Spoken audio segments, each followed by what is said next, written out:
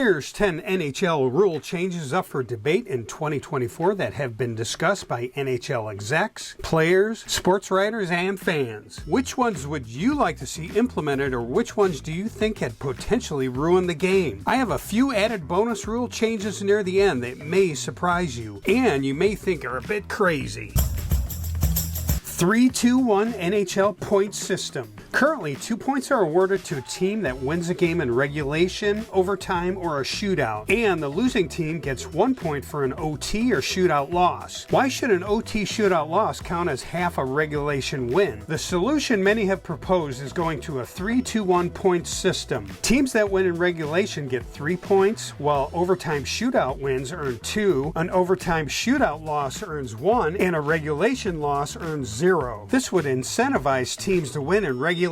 With the current system, there's no real downside to letting a game go to OT. Teams somewhat pack it in and play conservative at the end of regulation in a tie game because they'll both be guaranteed a point if it gets to the extra frame. With the threat of losing a point, we see teams play more aggressively towards the end of regulation, which would open up the possibility of more exciting finishes. A con to this system is it can create a significant gap in the standings quickly, but conversely, the same can be said with closing the gap. Would you like to see the point system changed? Make 3-on-3 OT longer. Most hockey fans love 3-on-3, and so do the players. Star players get to show off their skills, and many feel it's a much better way to finish off games than a shootout. When 3-on-3 OT was implemented in the 2015-16 season, 8 seasons in the book so far, over 60% of games were decided in OT. Last season, 68.5% of games were decided in OT. Even with those high numbers, there's still some pushing for a 7 to up to 10-minute OT to further increase the chances of games ending before a shootout. The NHL and Players Association have pumped the brakes on this idea, saying it'll increase wear and tear on the players, especially star players, increase chances for injury, and potentially make the road team late for their flight.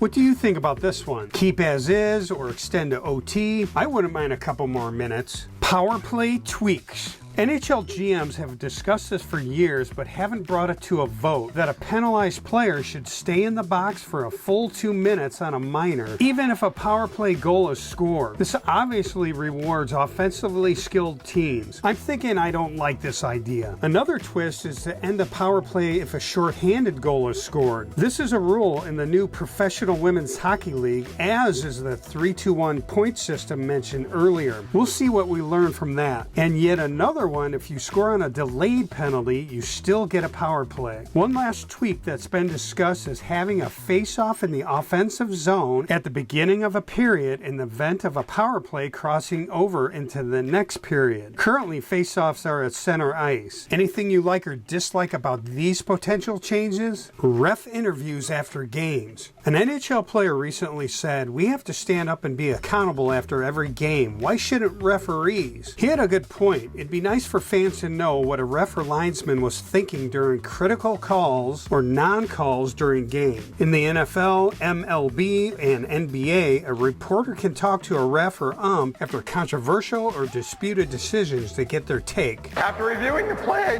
the whistle was blown dead, the goalie was shoved into the net with the puck. That is not a good hockey goal. However, this type of transparency is not provided in the NHL. Per NHL Deputy Commish Bill Daly, he said, "I don't think there's any appetite to change our current policies with respect to our officials, and they're talking to the media."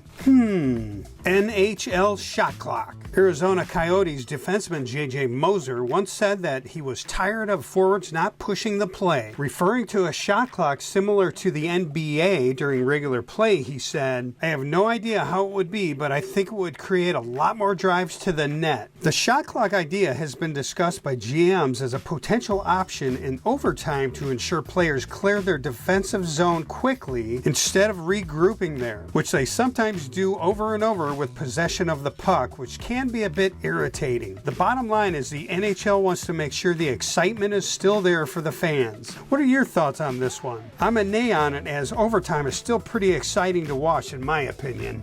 Allow kicked in goals. Per NHL rules, if a puck deflects off your skate with a distinct kicking motion, it's no goal. Some NHL players would like to see this change. There's a lot of gray area to determine if someone's kicking it, deflecting it, or hockey stop deflecting, and if it was intentional or not. New Jersey Devils forward Jesper Bratt said, "Games are sometimes decided because of goal decision by someone in Toronto. I feel at times we don't have a clear view of what a goal is or not. So my answer would be just to allow kicking." Tage Thompson of the Sabres agreed, saying, "Sometimes you get tied up with a defenseman, kick it in if you get a loose puck there." Thoughts on this one? Safety concerns? Baseball-like series. This was done during the pandemic where NHL teams played 2 games when traveling to an opposing town, which had a desired effect in reducing travel. The idea is if you're a team that has a couple games with another team during the season, say 2 months apart, why not play those games back to back? It'd lead to more tension between the teams, which we all love to watch, sort of like what you get in the playoffs. Similarly, why not bring back the 2-3-2 best-of-7 series in the Stanley Cup Finals, rather than the current 2-2-1-1-1? Again, the idea is to reduce travel and definitely will help when teams are in different time zones. Dog penalty. Get rid of the dreaded dog or delay of game penalty when a puck is shot over the glass in the defensive zone. In the old days, defensive players would intentionally shoot the puck out of play when they were in trouble or tired. Maybe just make it like icing where players are not allowed to make a line change. Thoughts on this one? Offsides challenge. There's been a lot of fan discussion on putting a time limit on challenging offsides or eliminating a challenge altogether after some time, like 10 or 15 seconds. Here's a situation where Connor Bedard scored a beauty one-timer goal that was eventually waved off because a player was offsides by maybe a half an inch about 30 seconds earlier. What a Debbie Downer. Johnson stationed on front, bad turnover, Bedard scores! On further video review, it was determined the play was offside. We have no goal. But I guess offsides is offsides, right? What do you think?